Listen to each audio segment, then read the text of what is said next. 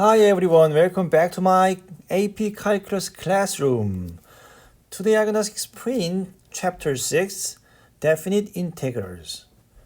Today I just explained fundamental theorem of definite integral and some properties of definite integrals. Let's start. Number 1, fundamental theorem of calculus, definition of definite integral. So it is about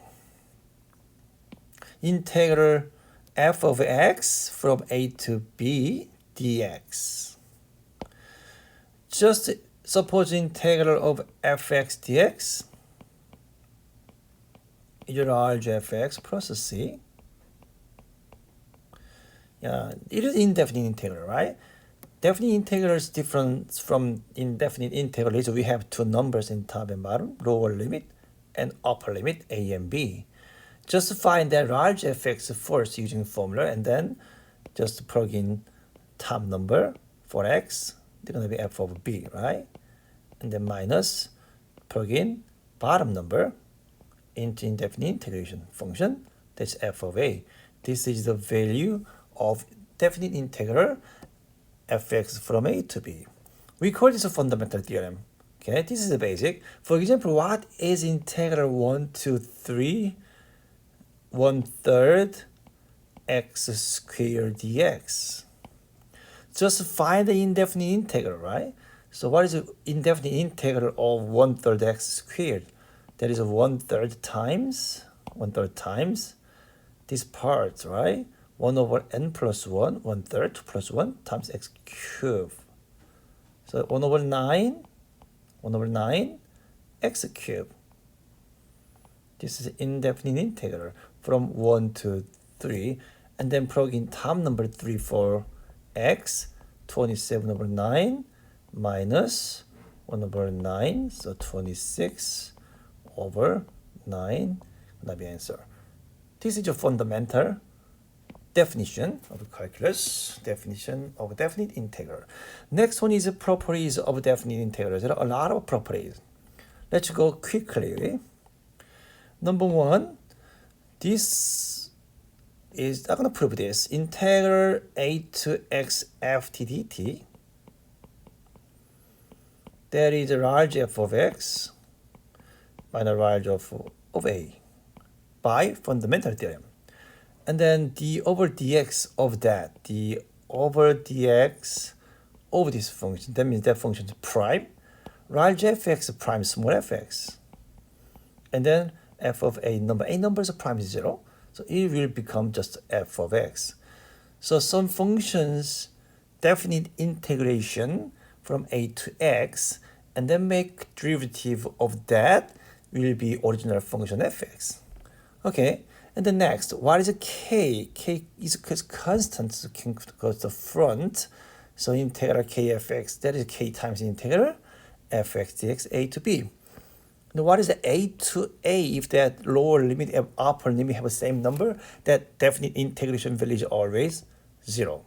If that lower limit and upper limit switched a to b to b to a, just put the negative sign in front. What about integral a to c plus c to b? That is equal to integral a to b. Okay, integral a to b fx dx.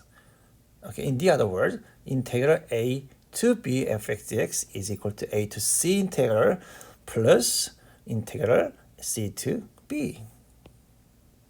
And then fx and dx can separate if those two functions added or subtracted inside the integral, right?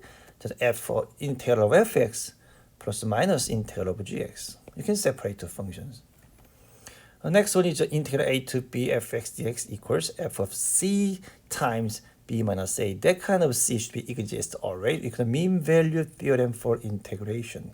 In the other words, if you divide both by b minus a, integral a to b fx dx, that divided by b minus a, it is f of c, right? We call this value the average function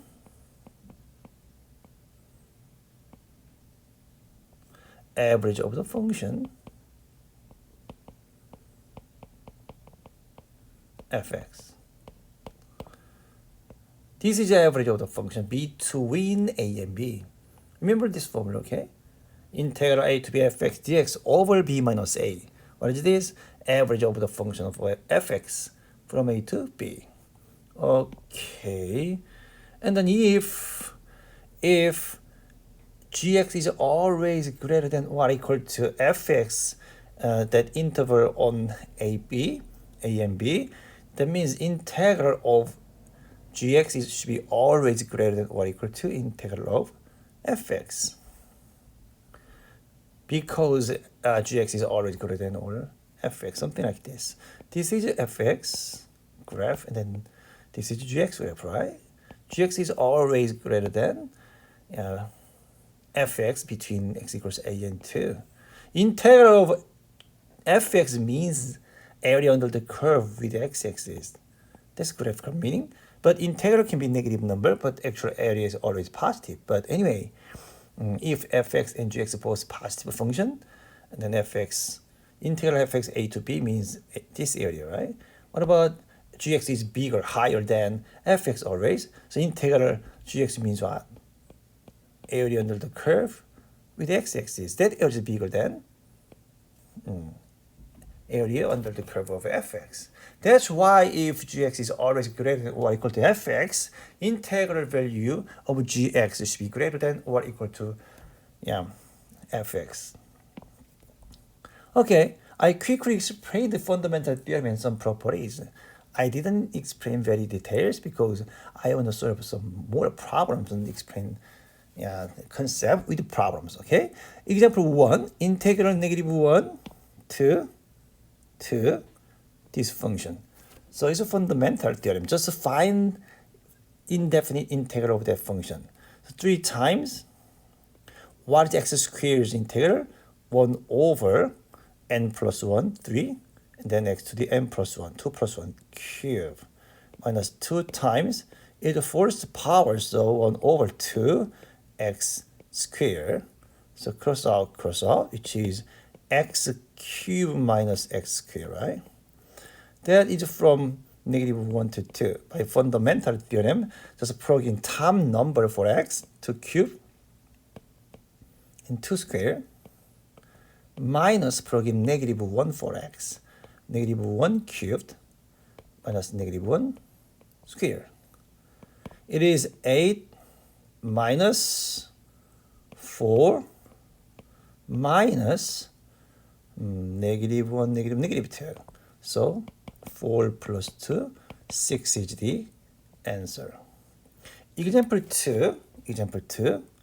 How can you find that integral of this function? We have to separate, right? Separate into 3 fractions. So integral 1 to 2, x squared over 2x squared. That's 1 over 2.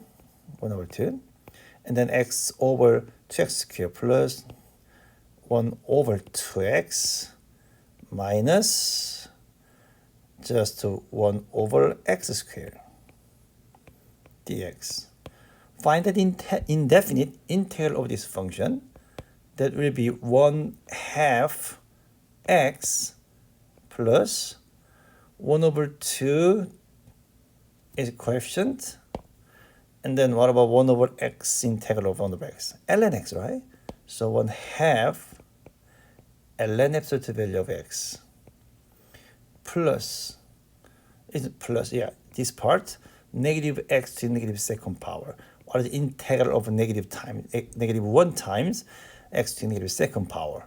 So -1 times just 1 plus 1 over n plus 1, -1, to the x to the -2 plus 1 power -1. So that is positive 1 over x. And then from 1 to 2. Plug in 2 for x. So 1/2 times 2 is 1. And then ln 2 plus 1/2 ln 2. Then plus 1 over 2. And then plug in bottom number 1. 1/2 ln 1 is already 0, right? That part is 0. plus 1 over 1, that's 1. So what is left? 1 minus 1 is 0, 1 half minus 1 half is 0. So 1 half times ln 2. Or, do you know this number can go to the exponent place, right?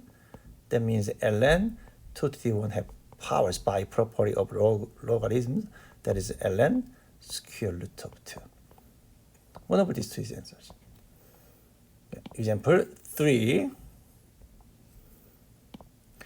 Integral dy over square root of 9 minus y. Let 9 minus y become u. So integral 5 to 8, 1 over square root u times 1 over derivative part of u, mean negative 1 du. Because I changed dy to du, 1 over u prime du. So that is equal to negative integral 1 over root u du. Okay, I'm finding just indefinite integral first. It is u to negative 1 half powers. Okay, so negative 1 integral square root, just u to the negative 1 half powers du. So n is negative 1 half, right? So negative 1 times 1 over n plus 1 times u to the n plus 1, which is negative 2 square root u plus c. But what is square root of u? U part was 9 minus y. So 9 minus y from 5 to 8. Plug in 8 first. 9 minus 8 is 1, so negative 2. Minus, plug in 5. 9 minus 5 is 4. 4 is 2. Root 4 is 2. 2 times 2, negative 4. So negative 2 plus 4, which is positive 2, is the answer. Okay, I solved just 3 example problems because in the next video I keep solving a lot more, much more example problems, because I explained some properties and then definition of a fundamental theorem of integration, and then I solved just 3 example problems. Next time, okay, I'll solve from example 4, and then I'm going to solve more example problems for you. Thank you so much for watching my video, and then please click subscribe and like and turn on the notification. Thank you again. Bye-bye.